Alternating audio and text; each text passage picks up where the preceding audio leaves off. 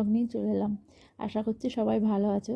তো এখন তো আমার সঙ্গী হয়েছে আমার শাশুড়ি মা, মানে বরের ডিউটি থাকলে মা আমি দুজনেই বেরিয়ে যাই একটু বাজারে। আর দুপুরে তো প্রচণ্ড পরিমাণে গরম পড়ে, তো সেই জন্য দুপুরে যাওয়া হয় না, তাই সন্ধ্যেতে মা আর আমি যাই। তো বসেছিল একটু চৈত্র সেলের মেলা, তো সেই মেলাতেই গিয়েছিলাম একটু, আর টুকটাক কেনাকাটারও ছিল, সেগুলোও নেওয়ার ছিল। তো প্রথমেই মাকে বললাম চলো মেলায় যাই, কিন্তু মেলাতে গিয়ে দেখি এতটা পরিমাণে ভিড়, তাই একটু সামনে থেকে গিয়েই জাস্ট বেরিয়ে এসেছি, কারণ থাকতে পারিনি, কারণ সেদিন ছিল প্রচণ্ড পরিমাণে গরম। এই দুদিন থেকে তো বৃষ্টি পড়ছে, কিন্তু তখন বৃষ্টি পড়ছিল না, তখন প্রচণ্ড পরিমাণে গরম ছিল। আর এই মেলাতে না প্রচণ্ড পরিমাণে ভিড় হয়, মানে মানুষজন এই গরমেও কেনাকাটা করতে যার যেটা প্রয়োজন সে অবশ্যই আসে। আমরা শুধু দুটো টেবিলের জন্য ওই টেবিল ক্লথগুলো নিয়েছিলাম টেবিলে পাড়ার জন্য, তারপরেই ঘুরে চলে আসি। তারপরে মা বললো একটু গরম লাগছে, তো বললাম চলো একটু আইসক্রিম খেয়ে নিই।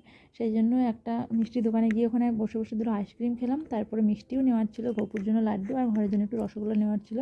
তো এখানে বেশ মানে ভালো লাগলো, গরম থেকে আসার পর ফ্যানের হাওয়াতে বসে আইসক্রিমটা খেলাম।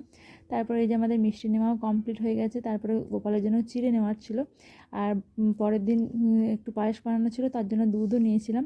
আর এখানে এই চিড়েটা ভালো ছিল সেই জন্য নিয়ে নিলাম। আর এই যে দুটো টেবিল ক্লথ নিয়েছিলাম, একটা পিঙ্ক একটা গ্রিন, টেবিলে পাড়ার জন্য এগুলো খুবই কাজে লাগে।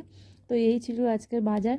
তো কেমন লাগলো তোমাদের ভিডিওটা অবশ্যই কমেন্ট করে জানিও, আর আমাকে দেখে বুঝতে পারবে সেদিন গরমটা কেমন ছিল। এমনিতেই আমি একটু মানে গরম পড়লে এতটা পরিমাণে ঘামি, তো সেদিন তো এতটা গরম ছিল দেখেই বুঝতে পারছি। তো কেমন লাগলো কমেন্ট করে জানি।